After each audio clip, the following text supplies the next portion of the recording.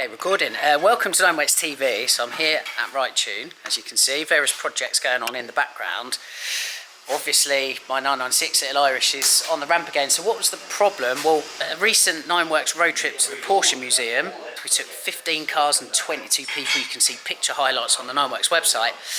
But yeah, there were 15 Porsches going to Porsche Platz to celebrate 60 years of 911 and 75 years of Porsche. And this little bugger broke down twice. You can see the gallant efforts by everybody on the tour to just try and help and get this going. So it was stuck at the roadside on the D996 for 2 hours. Eventually started up again. It was ticking over but not firing.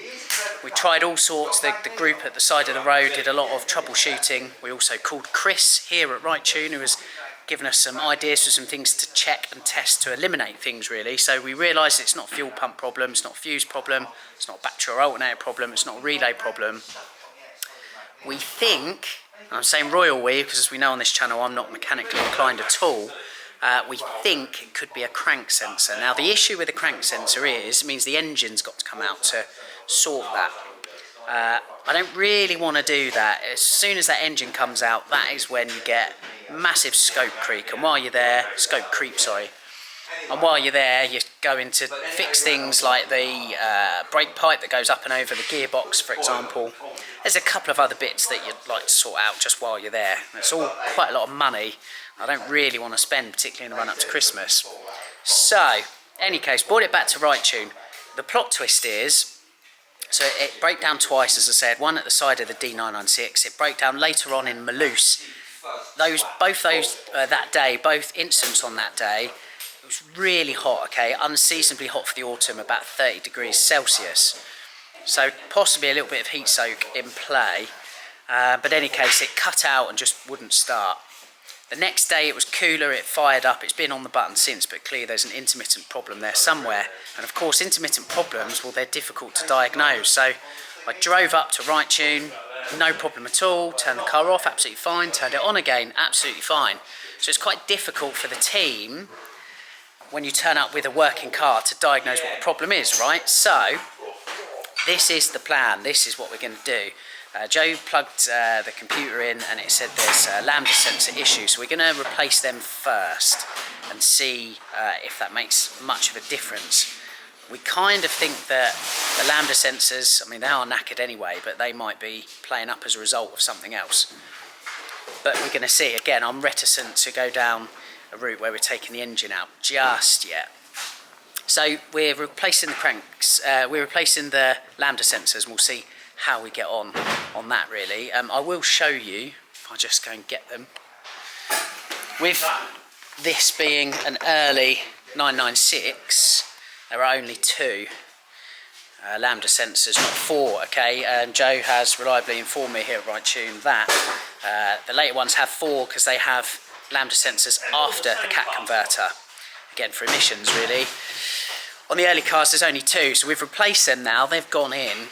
Next step really is to plug it in, see what the computer says, kind of troubleshoot from there. But again, hopefully it's not a crank sensor because I just don't want to have to take that engine out.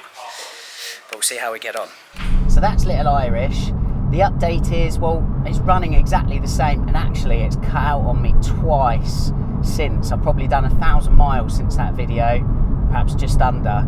And yeah, and it has cut out on me twice. So that, fortunately for me, is very much a story to be continued.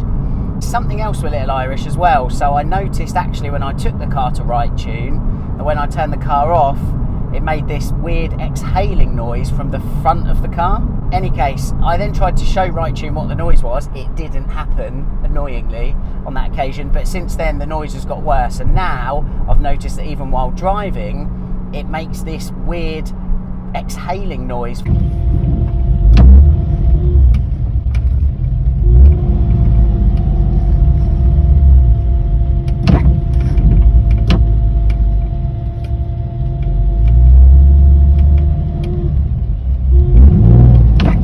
So, very bizarre. I was at Porsche Centre Bournemouth a couple of days later and I spoke to Mr. Nick Perry, who has been a technician at Porsche Bournemouth for 30 years. He's seen and done everything. I described the symptoms of the car to him and he said, yes, your carbon canister is knackered, you need a new one. So adding that to the list of things that need sorting on Little Irish, that will be done ASAP. However, you may have noticed that I'm not in Little Irish, I'm actually in the 40 Jahre. It's making a rare appearance on this channel. The reason I'm in this car today, by way of an update, is it's actually going into storage. It's the second week in November, and my good friend John, who runs a storage business, he is taking it and putting it into storage. I would imagine until about April time, when the weather improves. The temperatures are dropping in the UK, the salt on the roads is coming. I don't want to use this car while there is salt on the road. Also as well, you can tell a car that's lived outside versus a car that's stored inside, and as I said during my pickup video, collection video of this car, it's just too nice and I want to keep it that way. I know I said I would do a comparison video between Little Irish and this car, and I will do it. It will be in the spring now. I've simply been too busy this year. I haven't had the time in which to do it. However, I've driven these cars back to back a couple of times, and the findings are fascinating. You may think, well, both are rear-wheel drive manual coupe 996 Carreras. They must be completely the same. Why have you got two cars that are completely the same? Well, the reality is they're not. Particularly with this car, I have really revelled in peeling back the layers, and there are a lot of layers to it. Which brings me to how much have I used this car. And again, on 9wax Radio, there are often quips that this car is hidden, not driven, rather than driven, not hidden. Well, I've done just over 2,000 miles in the 7 months now that I've owned this car. And as the months and the miles have ticked by, again, I've just really been able to get under the skin of this car, peel back the layers and fully understand what it's all about.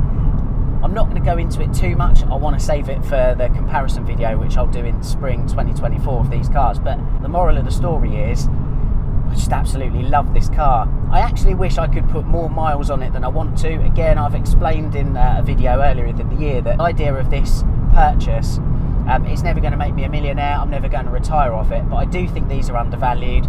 It's a little bit of an ISA for me. To what degree, time will tell. So the whole idea has been to use it sparingly. And part of me really doesn't like that at all. I like to drive the cars. There's absolutely no question that driving them helps you familiarise yourself with them, but also connect with them. And that's why that car behind is my favourite car I've ever owned, because the amount of awesome things I've done in that car, driving to Norway, driving around Europe countless times, meeting great people, track days, hill climbs, daily driving, the shopping, you name a scenario, that car has done it. And my emotional connection to it is massive. I just don't think I'll ever sell it. So there's no substitute for miles behind the wheel, granted.